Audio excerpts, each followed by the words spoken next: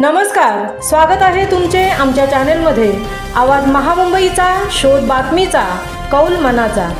चला तर मग आमचे चॅनल शेअर करा, लाईक करा आणि सबस्क्राइब करा।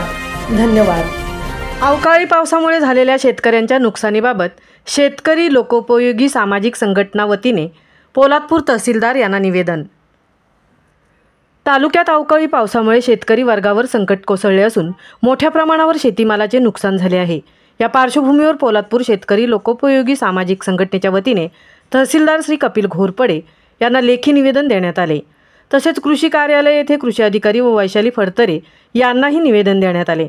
संघटनेचे अध्यक्ष श्री चंद्रकांत कळंबे यांच्या मार्गदर्शनाखाली संघटना सचिव श्रीराम गायकवाड यांच्या हस्ते निवेदन देण्यात आले असून शासन दरबारी शेतकऱ्यांच्या व्यथा पोहोचवून तातडीने पंचनामे करून नुकसान भरपाई देण्याची मागणी करण्यात आली।